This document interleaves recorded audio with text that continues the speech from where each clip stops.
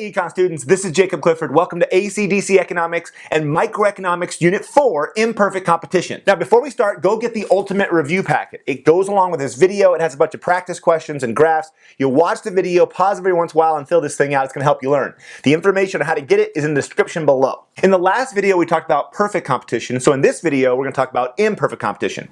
It's going to start off by talking about monopolies, what the graph looks like, consumer and producer surplus. Then I'll talk about the idea of regulating monopolies. So there's socially optimal and fair return, why the government might get involved in natural monopolies. Then I'll talk about price discrimination. Then I'll jump into monopolistic competition and finally end off with oligopolies and game theory. To start things off, let's go back and talk about the four market structures. Remember, there's perfect competition, monopolistic competition, oligopoly, and monopoly. Now in the last unit we talked about perfect competition, so now we're talking about the other three. We're going to start off by talking about monopolies. You already understand the idea of monopoly, but you probably don't already know the graph and the concepts that go with it. So a monopoly is when one firm controls the market. The firm is the market. Now, keep in mind, this might be because they have a patent, or because everyone's using that product, or because they're the only producer in town, or they're the only producer in the world. But for some reason, there's very high barriers and other firms cannot enter.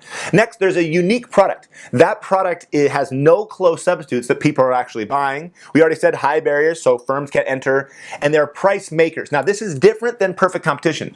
Last time we learned about perfect competition, the price is set by the market and you can't raise or lower your price. It's not like that for monopolies and oligopolies and monopolistic competition. In this situation, there are price makers. They can charge any price they want. That's going to lead us into probably the most important concept to understanding what the graphs look like in this unit. It's the idea that the demand doesn't equal the marginal revenue. Now, in the last unit, remember, there was a horizontal demand curve which equaled the marginal revenue. It was Mr. DARP, but that's not going to happen in this situation, and a lot of students get confused why, but pay attention, it'll make sense. Let's use the ultimate review packet as an example. Right? I am a price maker. There's no perfect competition when it comes to producing economics packets. Right? There's not millions of firms all producing the same exact stuff.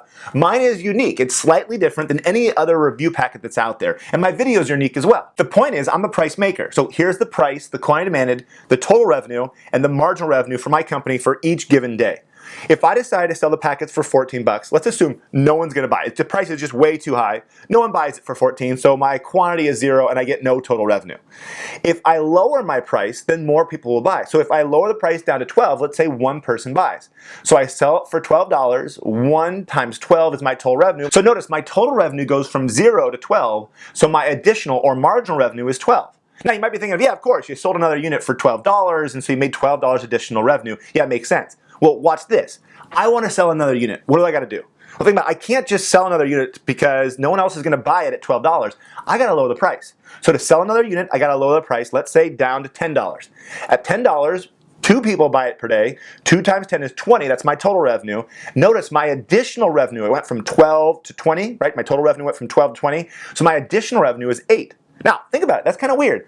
I sold another unit for 10 bucks, but my additional revenue is less than what I sold it for. It's only 8. I lost $2 somewhere. Well, where did I lose the $2? Well, I lost the $2 on the revenue I could have earned by selling it for $12, right? When I lower it down to 10, that's great. I get another customer, but I lose the revenue on the person I could have sold it to for a higher price. And let's do it again. Let's say I lower the price down to 8. At 8, 3 people buy, so the total revenue is 24, so my additional revenue is 4. Notice, I sold another unit for 8, but I only made an additional $4. My marginal revenue does not equal the price. It doesn't equal the demand. Now, if I keep lowering my price, notice what happens. If I lower my price down to $6 per packet, then 4 people will buy. 6 times 4 is 24. Look. My total revenue doesn't change at all. In fact, I get no additional revenue. My marginal revenue is 0.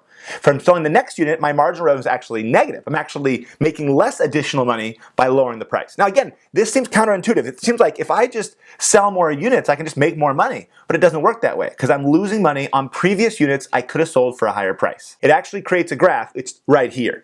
The demand curve is downward sloping, just like a normal market curve showing the law of demand. When the price is high, fewer people want to buy. Price is low, more people want to buy.